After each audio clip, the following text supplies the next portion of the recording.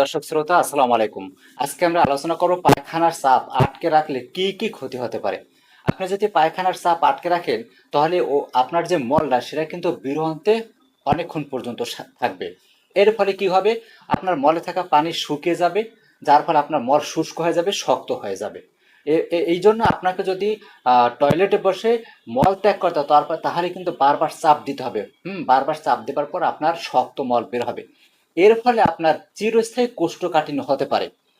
তারপর আপনার পাইলস হতে পারে, কারণ আমাদের মল ত্যাগের জায়গায় যে রক্তনালীগুলো আছে, বারবার চাপের ফলে সেই রক্তনালীগুলা বড় হয়ে যায়, যার কারণে আপনার পাইলস হতে পারে। তাছাড়া মল ত্যাগে অ্যানাল ফিসার হতে পারে, মানে ফেটে যেতে পারে। আর ওই মানে ছিঁড়ে যেতে পারে, ফেটে যেতে পারে। তার ফলে কি হবে? আপনার তীব্র ব্যথা হবে, রক্ত রক্তপাত হবে। এই মলত্যাগ যদি আপনি অনেকক্ষণ পর্যন্ত ধরে রাখেন, এই বদ অভ্যাসটা যদি আপনার ভিতরে থাকে, তাহলে যতক্ষণ পর্যন্ত ভিতরে থাকবে তার ফলে শরীর কি করবে? ওই কিছু বজ্র শোষণ করতে শুরু করবে, যার ফলে আপনার অস্বস্তি লাগবে, মাথা ব্যথা করবে।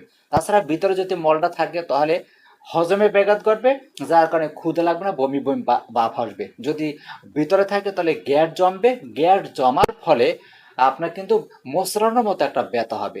তাছাড়া এই মল যদি ভিতরে থাকে, তাহলে ভলান্টিয়ারি সোফিক্টর নামে একটা পেশ আছে, সেটা সেটা শক্ত হয়ে যাবে।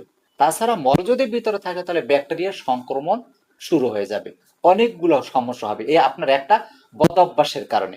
তাহলে কি করা উচিত? আমাদের এই বদ অভ্যাসটা পরিহার করা উচিত। তবে একবার দুইবার অথবা মাঝে মাঝে যদি হয়, তাহলে কোনো সমস্যা হবে না। তবে আপনি যদি প্রতিনিয়ত এই অভ্যাসটাকে বদ অভ্যাসে পরিণত করেন, তাহলে আপনার চিরস্থায়ী সমস্যা হতে পারবে। তাহলে আমাদের এখনই এ থেকে মানে সচেতনতা হওয়া উচিত। তাহলে আমাদের কি করতে হবে? যখনই মল ত্যাগের বা পায়খানার চাপ আসবে, সাথে সাথে যত তাড়াতাড়ি সম্ভব আমরা মল ত্যাগ করব।